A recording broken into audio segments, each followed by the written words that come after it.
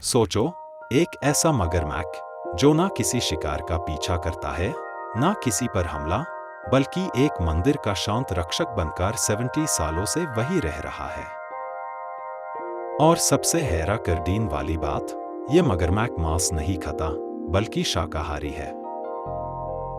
ये कहानी है केरला के कासरगोड डिस्ट्रिक्ट में स्थित अनंतपुरा लेक टेम्पल की, एक ऐसा मंदिर जो पानी के बीच बना हुआ है और जिसे लोग बबिया क्रोकोडाइल के नाम से जानते हैं। इस मंदिर के चारों तरफ एक शांत झील है, जिसका पानी बिल्कुल स्थिर लगता है। लेकिन इस शांति के पीछे छुपा है एक ऐसा रहस्य जो विज्ञान को भी सोचने पर मजबूर कर देता है।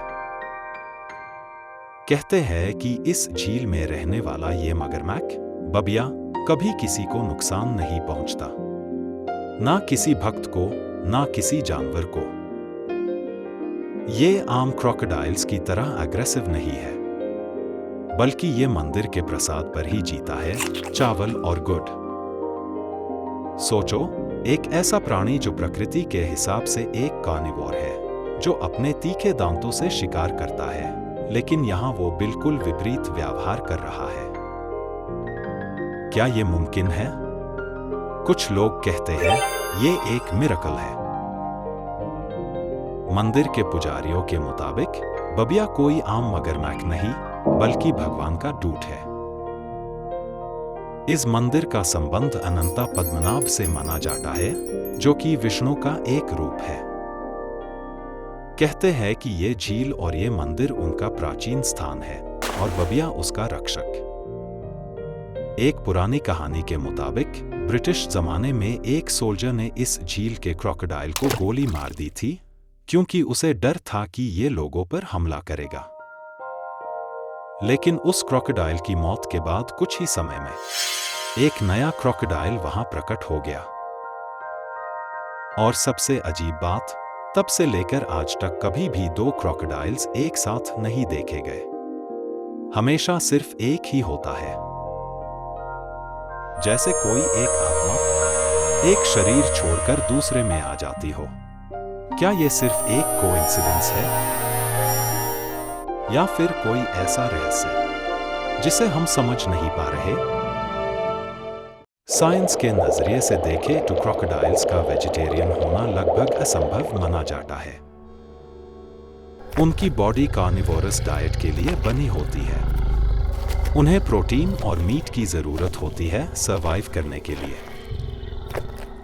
लेकिन बबिया के केस में ये सारी थ्योरीज फेल हो जाती है। लोकल लोग और मंदिर के सेवक कहते हैं कि उन्होंने कभी भी बबिया को किसी शिकार का पीछा करते नहीं देखा। ना ही झील में किसी डेड एनिमल के निशान मिलते हैं। वो सिर्फ तब दिखता है जब मंदिर में प्रसाद दिया जाता है और शांतिपूर्ण तरीके से उसे ग्रहण करके वापस पानी में चला जाता है। कुछ रिसर्चर्स ने यह भी सजेस्ट किया है कि हो सकता है झील में कोई ऐसे माइक्रो ऑर्गेनिजम्स या एक्वाटिक लाइफ हो जो उसकी डाइट को सप्लीमेंट करते हो, लेकिन इस थ्योरी का कोई सॉलिड प्रूफ नहीं मिला। और फिर एक और सवाल खड़ा होता है, अगर ये सब नेचुरल है तो फिर ऐसा सिर्फ इसी एक जगह पर ही क्यों होता है? मंदिर का माहौल भी इस कहानी को और गहरा बना देता है। चारों तरफ पानी, बीच में एक पुराना मंदिर, घंटियों की गूंज और कभी-कभी पानी के सतह पर उभारता हुआ एक शांत क्रोकोडाइल जो तुम्हें देखता है, लेकिन तुमसे कोई डर या खतरा महसूस नहीं होता। जैसे वो तुम्हें पहचानता हो, जैसे वो किसी फर्ज को निभा रहा हो।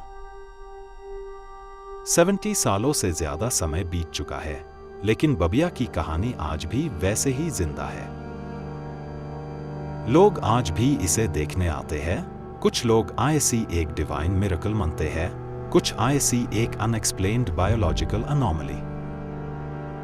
लेकिन सच क्या है? क्या बबिया वाकई एक शाकाहारी क्रोकोडाइल है?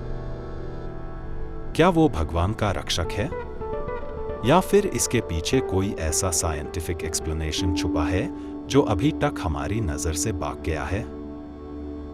ये कहानी सिर्फ एक क्रोकोडाइल की नहीं है, बल्कि एक ऐसे रहस्य की है जो हमारे विश्वास और विज्ञान के बीच खड़ा है। और जब तक इसका जवाब नहीं मिलता, तब तक ये कहानी लोगों के मन में एक सवाल बनकर जिंदा रहेगी। क्या प्रकृति के नियम कभी कभी बदल भी जाते हैं? अगर तुम्हें ऐसे ही रहस्य, प्राचीन मंदिरों की कहानियां और हिस्ट्री के अनएक्सप्लेन्ड फैक्ट्स पसंद है, तो द पेरेनियल पास्ट के साथ जुड़े रहो। क्योंकि यहाँ हर कहानी के पीछे छुपा है एक ऐसा सच जो शायद तुम्हारी सोच को बदल दे।